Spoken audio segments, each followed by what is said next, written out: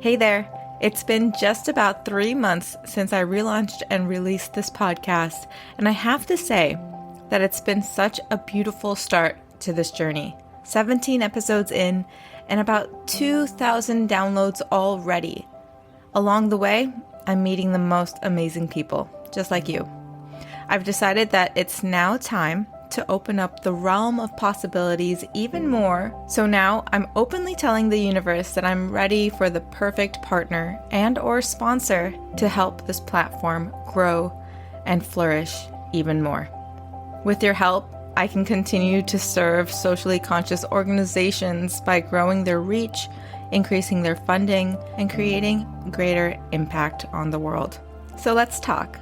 That's what this pursuit is all about. Am I right? So, as a small celebration, I wanted to share a little segment of our most popular and most downloaded episode to date. It's from episode number 3 with Dr. Wisam Breegi, founder and CEO of Breegi Scientific, an international Boston-based medical technology company founded in 2014 that developed the world's first portable, digital native, and low-cost infant incubator platform with a disposable housing.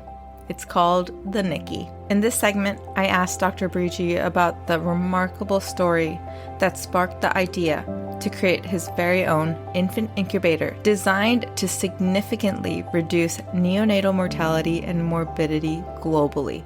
He calls it the Ferrari that can drive in the desert. Are you intrigued? Keep listening. Oh, and remember, this is only a small part of the episode, so if you love it, make sure to go back and listen to episode 3 in full. My name is Hetal Baman, and this is the Global Health Pursuit. Okay, I definitely want to talk about your story because the culmination of what Breegi Scientific is kind of started, correct me if I'm wrong, but it started way back when you had your first child, Danny. And I want to ask you just to really tell us the story of what happened, how this idea came about. I mean, it's just touching. I just want to hear from you. Well, it's one of those things that no parents would want to actually see. I mean, we were lucky in a way. This has happened actually during the first Gulf War. Yeah. I was in Iraq. And my wife was in her late stage of pregnancy when the war started. And in the middle of the war, we fled Baghdad, and we were actually in a town that we're not familiar with. We'd even probably the same story of any refugee you hear when you see on TV today. It was just horrific. And interestingly enough, I had things in my car that I was ready to deliver my baby. And of course, my wife was like, no way in hell, you're not going to touch me. Yeah, no way, Jose, you're not going to touch me. So I was like, okay, fair enough. Let's figure it out. So I had to drive, and it was so dangerous. I mean, this is in the middle of bombing and explosions and all that in an area where we were, as I said, we were outside. We fled home. And we were comfortable in the sense that half of the family doctors, the uncles, the cousins, and her doctor is one of the best actually in the country. But when we fled, everything is gone. Right. There is nothing underneath you. I mean, literally, you feel like you are in a free fall.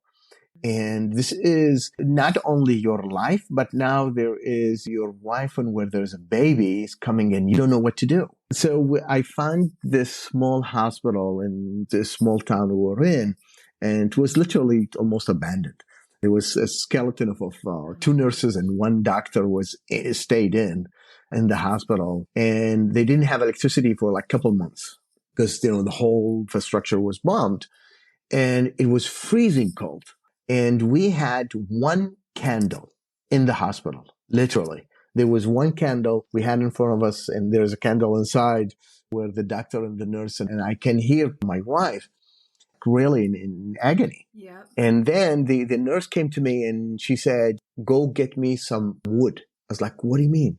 And she said, your wife is freezing and I'm worried about the baby. And I said, there's no wood. I mean, this is like a manicured yard outside the hospital. It was just like, well, what are you going to find?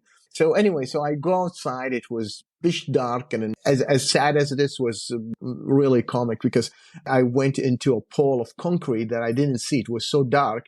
I literally walked right in it and, hit my head on the floor, like literally laid on my back. Like a cartoon. Exactly. I mean, in the middle of all of this, and you laugh about it years later. Right. But I didn't even pay attention to what happened to me. So I go around and I find little twigs or whatever. I go in and I pulled one of those stainless steel surgical containers, put alcohol and lit a little fire. And when Danny came, he was blue. Literally, she called me. I looked at him. I mean, the kid is dark. And she said that the baby's freezing. And I'm looking around. There's incubators just lined up in the room. And they were just a piece of junk. And it's so frustrating that it is right next to you and you can't save your baby. So literally within half an hour. And anyway, so we took the baby. I ran to the car, put the heat on. And trying to actually get the baby in the car, in the hospital to keep him warm.